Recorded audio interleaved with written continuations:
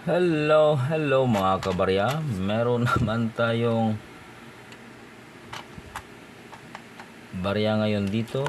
At ito ay ang 20 pesos na NGC coins. Yan, kita nyo siya. 2, 3, 4, 5. So may 5 tayo. At ito pala guys, ang 20 peso ay may tatlong tatlong kulay. Yung nandito niya, yung ring niya guys, yan, yung nakapalibot na yan, tulad nito, sample, ito yellow, ito yan. At ito naman ay orange. At mamaya may ipapakita ako sa inyo na red. Ito orange rin ito. Ito medyo orange ito. At ito naman orange din. So ito siya guys, tingnan muna natin.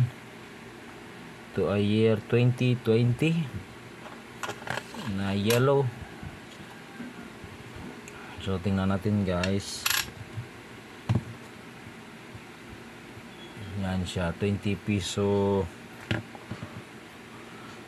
Yan, standard circulation coin na years 2019 hanggang 2020.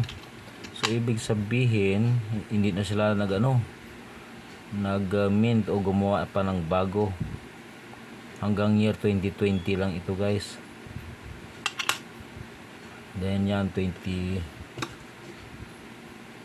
pesos, 20 piso, yan. Bimetallic ito, nickel plated steel yung sa gitna. Tapos bronze plated steel ring. So bronze ito guys. So yung pag finish lang talaga ang magkaiba nito. Yan. Kasi magkakaibang kulay eh. Yan o. Yan, nakita nyo yung diferensya, yellow to at saka orange naman ito. So ito year 2020. Ngayon naman, tingnan natin ang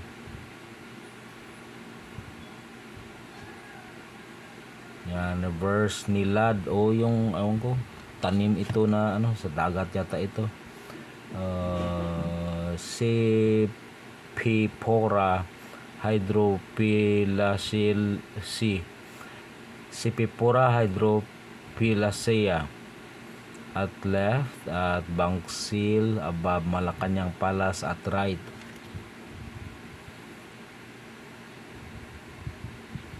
So yan o, nilagyan pa nila ng ng Malacanang dito. Wala, alam niyo guys, sa history ng Pilipinas, wala akong hinahangaan na dumaan na presidente kahit sino dyan. Isa na lang, si Duterte lang yata ang may paninindigan, prinsipyo, lahat-lahat na. Yung ibang dumaan na presidente, papogi lang, sa papel lang sila magaling, walang nagawa kahit sino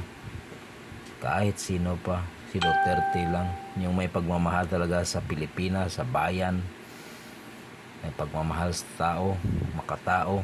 Kahit sabihin mo na marami siyang walang pinatay si Duterte, kundi marami siyang natulungan. Hindi ngayon tahimik ang Pilipinas guys, dumalabas na naman ang maraming drogista ngayon. Speaking ito ay year 2020. Tingnan natin yung ito siya guys, sa gilid nito, ito yung edge, yan, merong BSP na nakasulat dyan, yan, BSP at saka Bangko Sentral.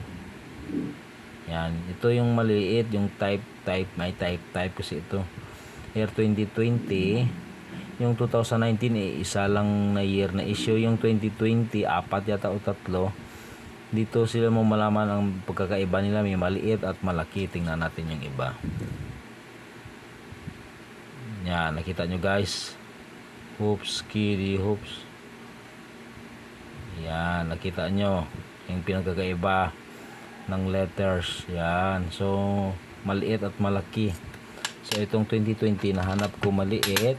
Tapos, yan. Dyan yung sample ng pinagkakaiba nila.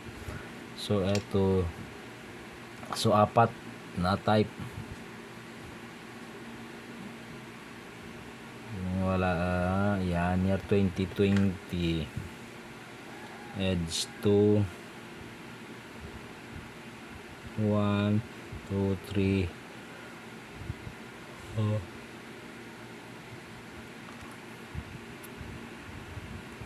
1, 2, 3, 4, 5. So, 5 type itong ang year 2020. Edge 4. Yan siya guys. Edge 4, Edge 3, Edge 2 low mint mark. At saka Edge 2 na high mint mark. Edge 1. Yan. Edge 2 high mint mark. At saka Edge 1. So, marami pa ito. So, yung hawak natin na ito, tingnan ito, low mint mark ito na year 2020. So yan nakita nyo dito yung mint mark, yan low, at year 2020 ito. So 13% lang ito sa guys. Ito, low mint mark, 13%.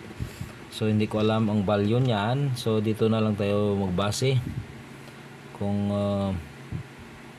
sa Edge 2, sa Extra Fine, 68. At sa AU, 68 din siya.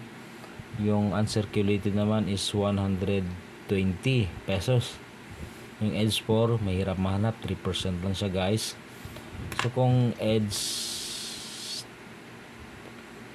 2 na low mint mark ito na 13%, so i-divide natin ha.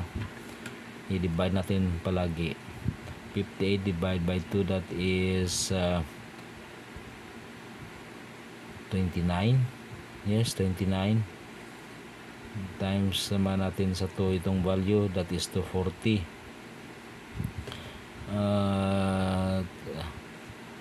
Yung 29 divided by 2, that is 14 and a half, sabihin na natin, times naman sa 2, that is 480. Yun, so yan siya guys, mga 450, 400 pesos yung nito ha, yung numismatic value. Pero yung face value ng pera natin ay 20 pesos. Okay? So, yun. Year 2020. Diyan tayo magbabase. Then, tingnan naman natin dito. Baka may 2019 tayo. Yung 2019, dalawa. Yan. Ito is 2020. Malaki rin ito. Yung, yung edge niya. Next. Malaki pa rin ang edge nito. Year 2020. Then, yan. Year 2020. Malaki pa rin ito. At saka lower mint mark. Yan. Yan. Nakita nyo. Then, ganun din ito yata. Yung isa dito. Year 2020. Lower mint mark din siya. At malaking letra rin ang meron sa edge. Then, maniwala kayo, meron ako tatlong 2019. Unang labas ito talaga noon. Yan, 2019. Ito yung red na sinasabi. Tingnan yung pinagkaiba niya guys. Iba naman yung orange. Ito yung red. Kaya sinulatan ko ng red. Yan, yellow itong 2020. Ito naman 2019. Sumiin natin guys yung year. 2019.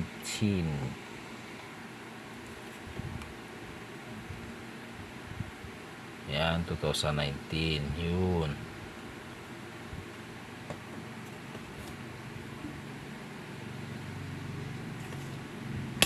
Then, ito. Kulay red din ito sa guys. 2019. check nyo yung kulay, magkaiba. Yung ring, yung yellow ito 2020, habang ito naman red. Check nyo yung pinagkaiba rin. O yan, nakita nyo, ito yung orange, ito yung red, ito yung yellow na 2020, orange na 2020, at saka red. Zoom out natin para makita nyo yung pagkakaiba. Nakita nyo na yung kulay. Tingnan nyo guys, yellow, orange, at saka ito yung red na hawak ko. At meron akong tatlong ganito. Yan, red lahat ito. 2019 na red. Yan, red lahat ito. So tingnan natin ang value guys ng 2019. Yung uncirculated at AU, ang AU ay 22 pesos at meron lang itong 2,090,000 na mintage. So ibig sabihin konti lang ito guys, at parang scarce, mahirap mahanap yung 2019. So ito yung hawak ko, yung tatlong red na ito.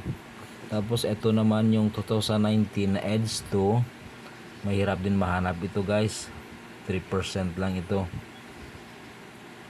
Yung ewan ko yung Edge 2, dito yata.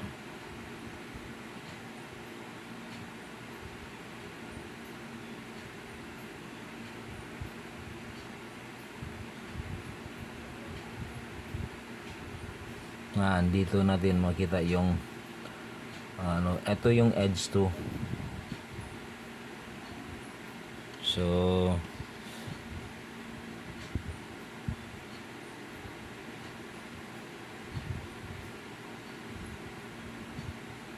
yan, ganito siya.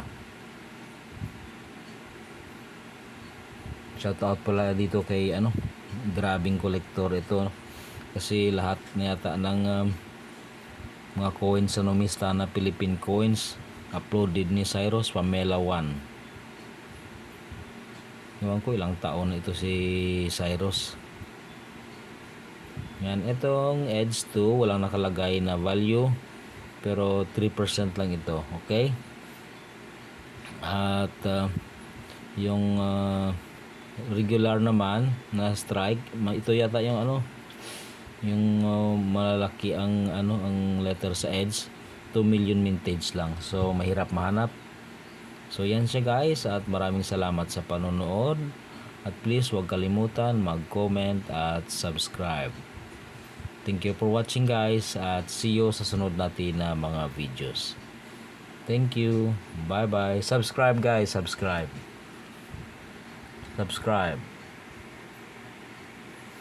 Hindi naman mahirap magpindot ng subscribe button. Pindutin nyo na guys.